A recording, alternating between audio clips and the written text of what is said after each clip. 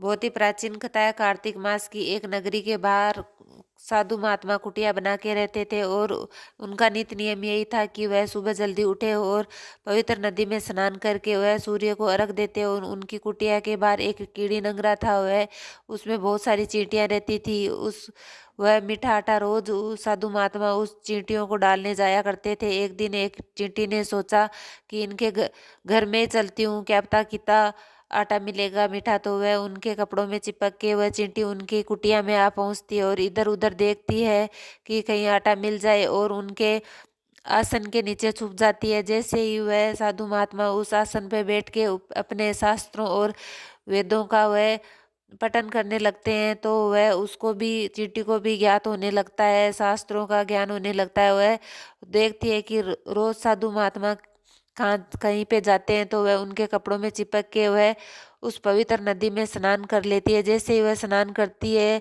सुबह जल्दी में, तो उसके प्राण छूट जाते हैं उस नदी में। कार्तिक मास में पवित्र नदी में स्नान करने से उसका जन्म उसी नगरी के राजा के घर में पैदा होती है राजकुमारी के रूप में। और उसको वही जैसे जैसे बड़ी होती है तो उसको आत्मबोध होने लगता है जो उस साधु महात्मा से लिया था।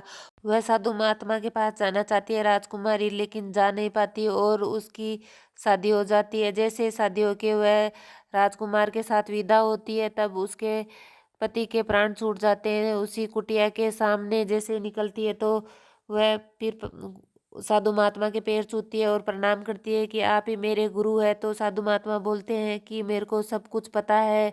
तब वह अपने पति के बारे में बताती है। तो साधु महात्मा कुटिया से बाहर निकल के उसके पति पे जैसे कमंडल से चीटा मारते हैं, तो उसके पति खड़े होके प्रणाम करने लगते हैं, बोलते हैं ये सब कैसे हुआ। तो वह बताती है राजकुमारी के मैं पिछले जन्म में चींटी थी और उसका पुण्य मुझे मिला है। तो वो राजा बोलते हैं कि हम भी कार्तिक स्नान करेंगे और पूजा पाठ करेंगे। कार्तिक स्नान का ये महत्व बताया गया है।